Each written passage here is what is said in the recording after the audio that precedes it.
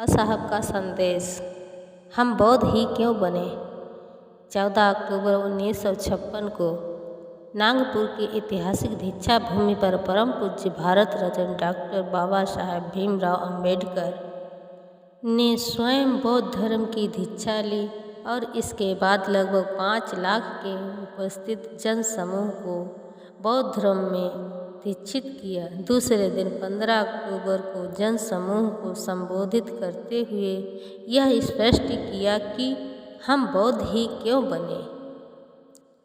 मैं आज के अपने भाषण में इस महत्वपूर्ण प्रश्न पर कि मैंने भगवान बुद्ध के चलाए हुए धर्म का पुनः उद्धार तथा प्रचार के महान कार्य को अपने कंधों पर क्यों लिया, अपने विचार प्रकट करना चाहता हूँ कि कई विचारशील व्यक्तियों का और मेरा अपना विचार है कि कल का धर्मांतरण समारोह आज होना चाहिए था और आज का यह धर्म परिवर्तन अभिभाषण धर्मांतरण समारोह से पूर्व कल होना चाहिए था, किंतु जो होना था वह हुआ।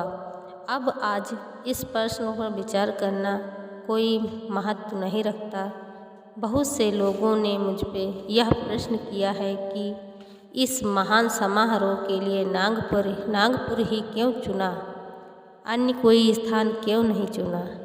कुछ का कहना है कि इस शहर में राष्ट्रीय स्वयंसेवक संघ की सेना का केंद्र होने के कारण उन्हीं की आंखों के सामने कुछ करके दिखाने के लिए मैंने इस स्थान को चुना है, लेकिन यह बात सच नहीं है।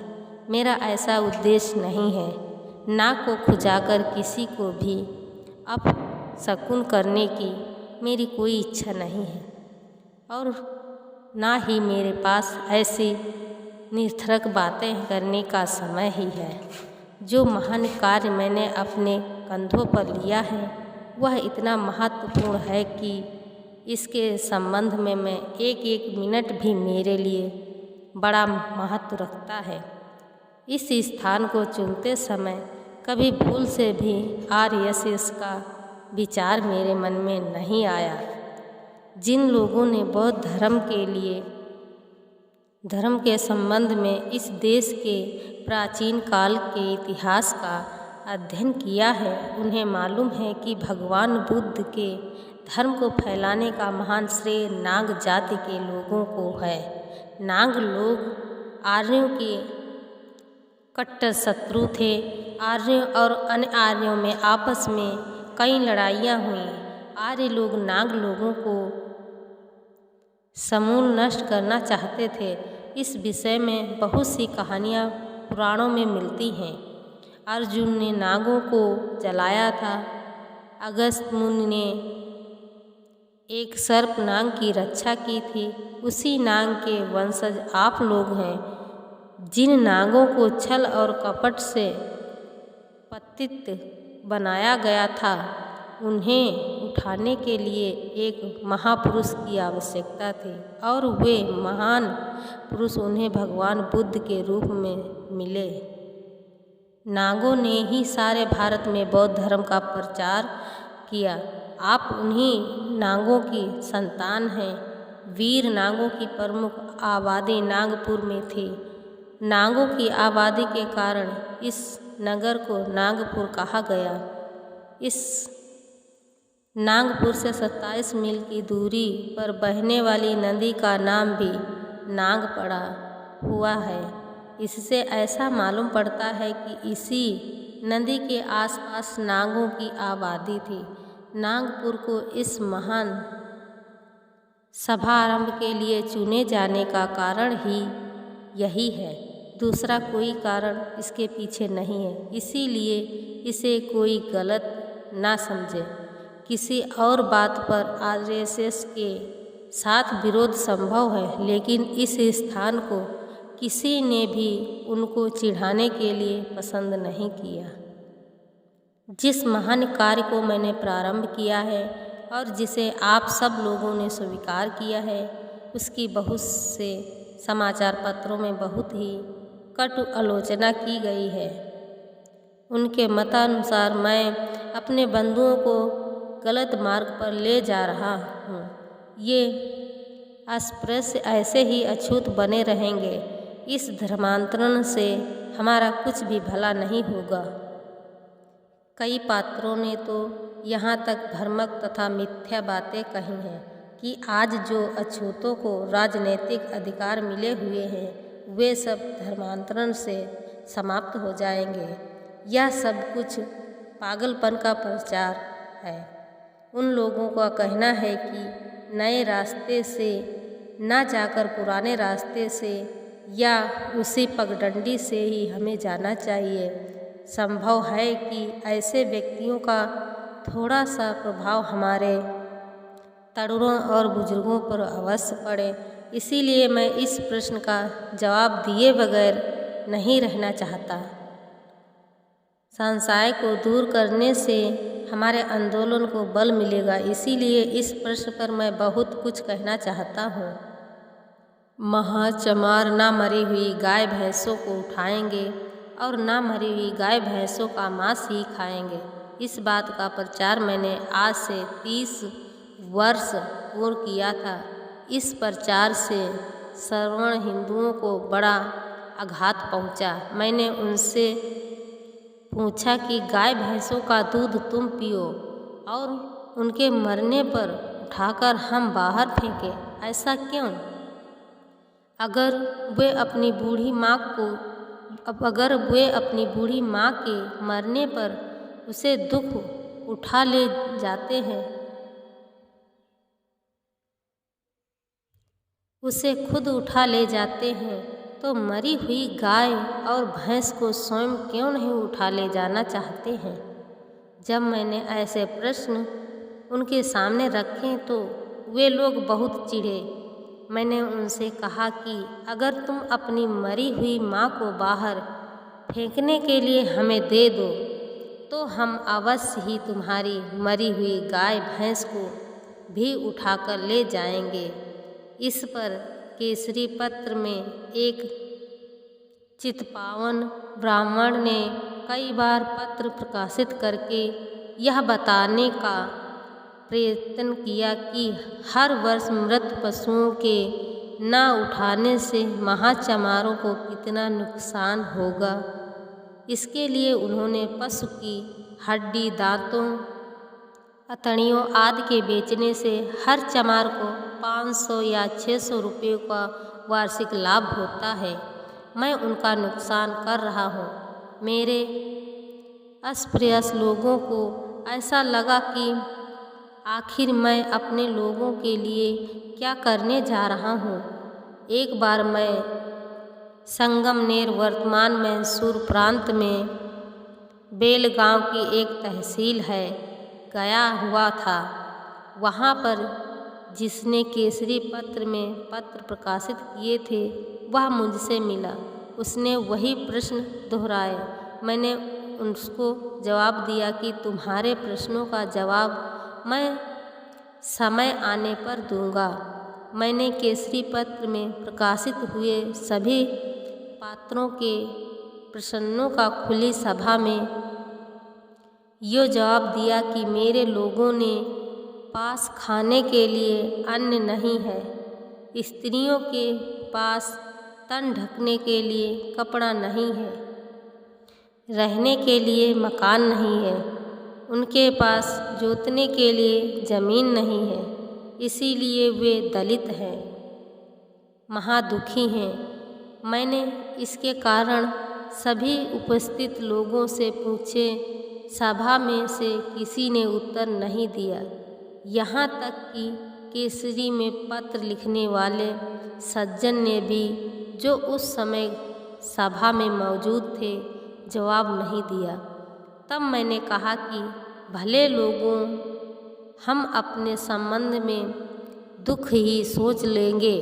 अगर तुम्हें हमारा लाभ की चिंता है तो तुम अपने संबंधियों को एक एक गांव भेज दो और उनसे कहो कि वे वहीं पर जाकर 500 रुपये का वार्षिक लाभ लें।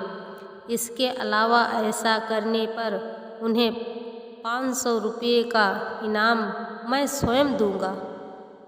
इस प्रकार दूना लाभ होगा। इस मौके को क्यों छोड़ते हो? हमारे को तो नुकसान होगा, लेकिन तुम्हें तो लाभ होगा। लेकिन आज तक कोई सवर्ण हिंदू इस काम के लिए आगे नहीं आया। आखिर इनके पेट का पानी हमारी उन्नति को देखकर क्यों हिलता है? लोगों के लिए अन्न, वस्त्र, मकान और ज़मीन के लिए उनकी देखभाल मैं स्वयं करूँगा। इसकी चिंता आप ना करें। इस काम को हमने किया है तो लाभ होता है, और आपने किया तो नुकसान होता है। उठाइए मरे हुए पशुओं को और लीजिए फ़ायदा। इसी प्रकार कुछ लोगों को कहना है कि जब हमें विधानसभा में कुछ स्थान मिले हैं तो उन्हें हम क्यों छोड़ दें। मैं उनसे कहना चाहता हूँ कि ब्राह्मण राजपूत यदि को महार चमार भंगी बनाकर उन स्थानों को भर लीजिए। हमारे स्थानों को खाली होने पर तुम्हें रोना क्यों आता है? मनुष्य को इज्जत प्यारी है, लाभ प्यारा नहीं होता है। हम सम्मान के लिए संघर्ष कर रहे हैं। मुंबई में व्यभिचार करने का एक मोहल्ला है। वहाँ की स्त्रियाँ सवेरे 8 बजे सोकर उठती हैं। सवेरे उठते ही ईरानी होटल में काम करने वाले मुसलमान लड़कों को बुलाकर कहती हैं, ओ सुलेमान, 1 प्लेट रोटी और 1 प्लेट कीमा लेकर आ। वो कीमा रोटी खाती हैं, चाय पीती हैं, पर हमारी औरतें को तो कीमा रोटी खाने को नहीं मिलती, केवल चटनी रोटी, सूखी रोटी मिलती है। इसी पर पेट पे सब संतुष्ट हैं। वे यदि चाहे तो ऐसी बेइज्जती की जिंदगी बिता सकते हैं, लेकिन उन्हें आत्म अभिमान प्यारा है, इज्जत प्यारी है। हम जो लड़ रहे हैं वह सब कुछ इज्जत के लिए लड़ रहे हैं। मनुष्य का जन्म सिद्ध अधिकार है इज्जत से रहना। इसकी पूर्ण प्राप्ति तक जितना अधिक हम आगे जा सकते हैं उतना ही आगे जाने की हमारी तीव्र इच्छा है। इसके लिए हम जो कुछ भी त्याग करें वह थोड़ा है। समाचार पत्र वाले गत 40 वर्षों से मेरे पीछे पड़े हुए हैं। अब मैं उनसे कहना चाहता हूँ कि भाइयों, अब आप कम से कम कुछ समझदारी और गंभीर भाषा में बोलिए। हमें आज भी कुछ और बातों की भी आवश्यकता है। हम लोगों के बौद्ध बन जाने पर वह सब कुछ पूरी होनी चाहिए। मैं सभी कुछ दिलाऊंगा, ऐसा मेरा पूर्ण विश्वास है। मेरे मरने के बाद क्या होगा इस संबंध में मैं कुछ नहीं कह सकता। इस आंदोलन के लिए बहुत कुछ करना होगा। हमारे बौद्ध धर्म स्वीकार करने पर बहुत कुछ होगा।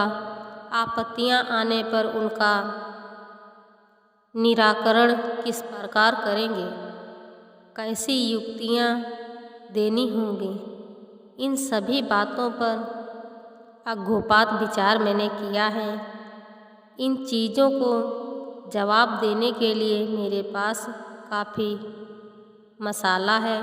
इन अधिकारों को अपने लोगों को मैंने ही दिलवाया है और मैं ही उन्हें दिलवाऊंगा। जिसने आपको इन अधिकारों को दिलवाया है वही इन अधिकारों को दिलवाएगा। इसलिए आप मेरे ऊपर पूर्ण विश्वास रखिए। विरोधियों की आलोचना में कुछ भी सच्चाई नहीं है, इसीलिए उनकी भ्रामक बातों पर विचार भी ना करें। बाबा साहब ने कहा, मैं नरक से छूटा। मुझे इस बात को देखकर बहुत ही आश्चर्य होता है कि हमारे इस धर्म परिवर्तन की बातें सभी जगह हो रही हैं, लेकिन किसी ने मुझसे यह नहीं पूछा कि मैंने बौद्ध धर्म क्यों स्वीकार किया। आखिरकार मैंने सभी धर्मों को छोड़कर बौद्ध धर्म ही क्यों अपनाया है। धर्मांतरण के किसी प्रकार के आंदोलन में यह एक महत्वपूर्ण प्रश्न है। धर्मांतरण करते समय इस बात का विचार करना चाहिए कि इस धर्म को क्यों ही अपनाया जाए। मैंने हिंदू धर्म त्याग करने का आंदोलन सन 1935 में शुरू किया था और बराबर इस आंदोलन को चला रहा हूँ। येवला नासिक जिला में इस आंदोलन को चलाने के लिए अप्रैल 1935 में बड़ा जलसा किया था और उसमें एक प्रस्ताव द्वारा हमने निर्णय लिया था कि हम इस हिंदू धर्म को छोड़ेंगे। मैंने उसी समय यह प्रतिज्ञा की थी कि यद्यपि मैं हिंदू धर्म में जन्म अवश्य लिया है तो भी मैं हिंदू धर्म में रहकर मरूंगा नहीं। ऐसी मेरी प्रतिज्ञा मैंने आज से 21 वर्ष पूर्ण की थी और आज उसे पूरा कर दिखाया।